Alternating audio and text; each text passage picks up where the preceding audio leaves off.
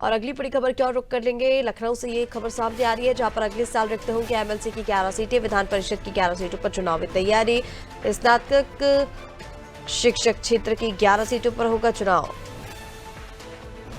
अवनीश कुमार सिंह का कार्यकाल होगा समाप्त। मान सिंह यादव, मानवेंद्र सिंह का कार्यकाल पूरा होगा। दिनेश गोयल, हरि सिंह ढिल्लों, उमेश द्विवेदी, ध्रुव त्रिपाठी, इन सभी के कार्यकाल समाप्त हो रहे हैं, तो रिक्त पद हो जाएंगे और अब विधान परिषद की 11 सीटों पर चुनाव की तैयारी है। अगले साल एमएलसी की 11 सीटें रिक्त होने जा रही हैं, जिसको लेकर चुनाव की तैयारी। और चलिए ज्यादा अपडेट्स के लिए अभिषेक लगातार बने हुए हैं। अभिषेक, अगले साल एमएलसी की 11 सीटें रिक्त हो जाएंगी और उसको लेकर अब विधान परिषद की 11 सीटों पर चुनाव की तैयारी है। क्या अपडेट्स है इसको लेकर?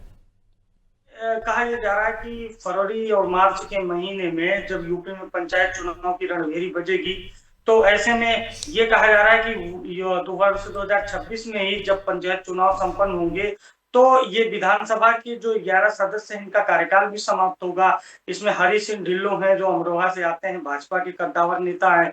उमेश त्रिपाठी है, उमेश द्विवेदी हैं, जो भाजपा नेता हैं। ये मौजूदा समय विधान परिषद सदस्य हैं। मान सिंह यादव हैं, जो विधान परिषद सदस्य हैं। इसके अलावा अरविंद कुमार सिंह है, वो भी विधान परिषद सदस्य हैं।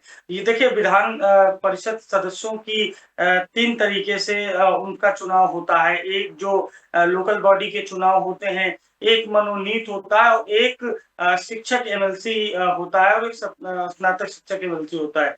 तो ये जो स्नातक शिक्षक एमएलसी की सीटें हैं, ये 11 सीटें रिक्त हो रही हैं और माना ये जा रहा है कि इन 11 सीटों पर चुनाव अगले वर्ष होंगे। और ये जो 11 बड़े चेहरे हैं, क्या ये चुनाव में दोबारा वापसी करेंगे, क्या इन्हें पार्टी दोबारा मौका देगी, ये देखने वाली बात होगी। देखिए, स्नातक शिक्षक एमएलसी का चुनाव बेहद कड़ा चुनाव माना जाता है। कई जनपद होते हैं और कहा यह जाता है कि मंडल के हिसाब से इसमें चुनाव होते हैं। तो ऐसे में लखनऊ के आसपास के जो निर्वाचन क्षेत्र हैं, या फिर बात की जाए तो स्नातक शिक्षक एमएलसी की जो अन्य सीटें हैं, वहां पर सत्ता पक्ष और विपक्ष, सरकार में कोई भी रहे, लेकिन ये ऐसा चुनाव होता है जहां शिक्षक मतदान करते हैं, तो शिक्षकों पर किसी का जोर नहीं चलता है और ये कड़ा चुनाव होता है। तो 11 सीटों के लिए अगले वर्ष चुनाव की पूरी संभावना है। बिल्कुल अभिषेक, तमाम जानकारी के लिए बहुत शुक्रिया आपका।